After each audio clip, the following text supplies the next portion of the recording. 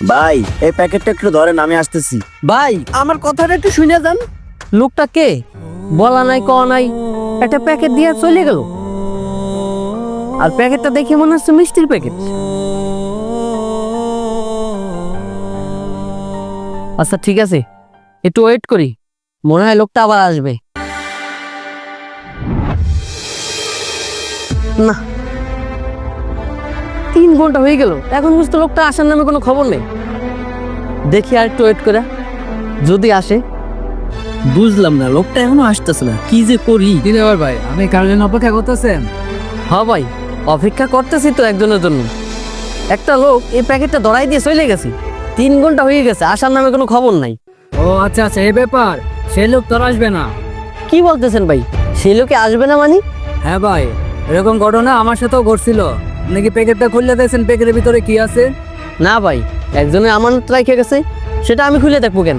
খোলার দরকার নেই ভাই, যে জিনিস সে এসে নিয়ে যাইব। আরে ভাই, একবার খুলে দেখে নিন এর ভিতরে কি আছে দে।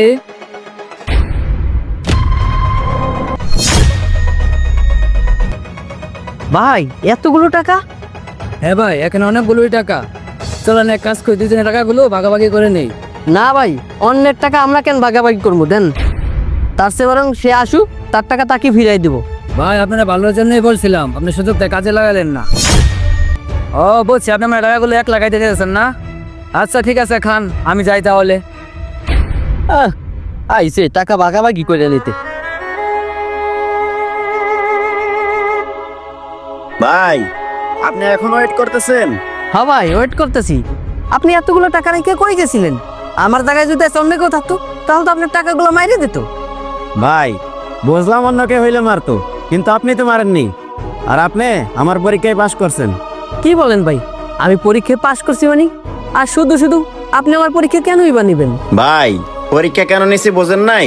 একটু আগে কি করছিলেন তাহলে শুনেন। মা এখনো তো চাকরি হয় নাই, তুমি কোনো টেনশন করো না। আমি দেখি যেভাবে হোক বাবার অপারেশন টাকাটা এই মাসে ম্যানেজ করে দিব। আচ্ছা ঠিক আছে। মারে তো কইলাম টাকা দেবো, এখন যে টাকাটা কই পাই? আপনি সকালে কি বলছিলেন মনে আছে?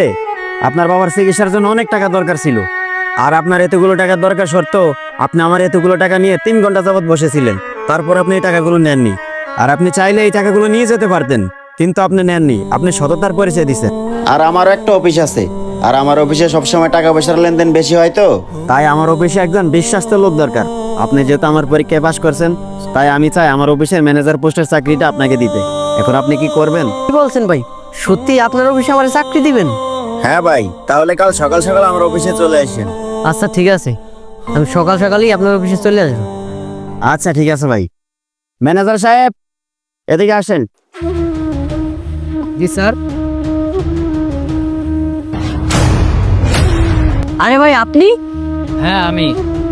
স্যার, আমরা তো একজন বিশ্বাস্ত লোক পেয়ে গেলাম। চলেন আমরা পরের মিশনে যাই।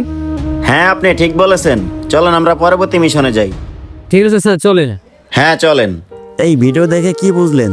যতই বিপদে থাকুন না কেন, কখনোই আমানতের খেয়ানত করবেন না, কারণ আমানত খেয়ানতকারীদেরকে আল্লাহ তাআলা কখনোই পছন্দ করে না। ভিডিওটি ভালো লাগলে অবশ্যই লাইক কমেন্ট শেয়ার করে পেজটা ফলো দিয়ে আমাদের সাথেই থাকবেন। ধন্যবাদ সবাইকে।